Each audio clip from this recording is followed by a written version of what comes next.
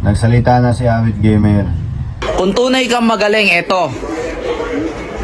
Labanan mo ng parehas si AJ Manas. Eto na lang, kay Mark Davao. Yan. Si Mark Davao, labanan mo ng parehas.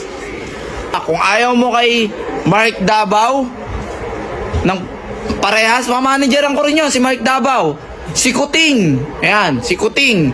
Marami kang pwedeng makalaban na magagaling din. Isa lang ang punto niya. At punto ng buong mundo at punto ko. Lumaban ka ng parehas. Huwag ka hingi ng partida, GB Sukal.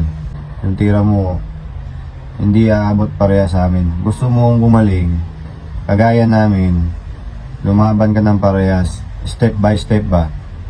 Kwento ko sa'yo ha, nung kabataan ko, dumaan din ako ganyan sa tira mo. Never ako humingi ng partida. Kilala mo yung mga player na nilabanan ko na parehas lang ang tira ko parehas sa'yo dati. Ang nilabanan ko dati, alam mo kung sino? Si Ronnie Alcano, si Efren Bata. Gusto kong ma-experience yung mga na-experience nila kung paano magkalkulasyon sa bilyar.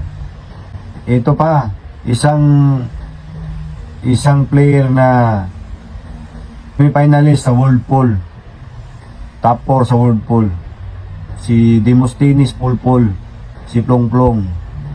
Ang layo ng agwat ng tira namin, pero nilalabanan ko siya ng parehas kasi idol ko siya. Unang-una, idol ko si Plong Plong, at saka gusto ko ma-experience yung paano sila maglaro, paano sila makuha yung dunong nila.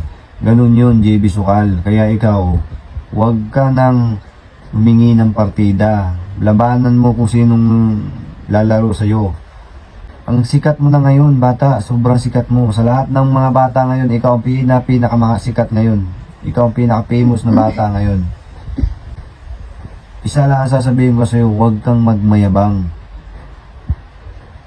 Huwag kang magmayabang. Mag-humble ka lang lagi, JB Sukal. Para yung mga tao sa'yo, bibilib sa'yo. Huwag kang magmayabang. Pwede ka nang magmayabang pag may napatunayan ka na sa sarili mo. Ganun lang. Pwede mo na siya ng labanan, JB. Kaya, tsaka isipin mo rin na maging humble ka lang lagi. Huwag kang magmayabang. Ganun lang. Basta ingat ka palagi. Pagpagaling ka, bata.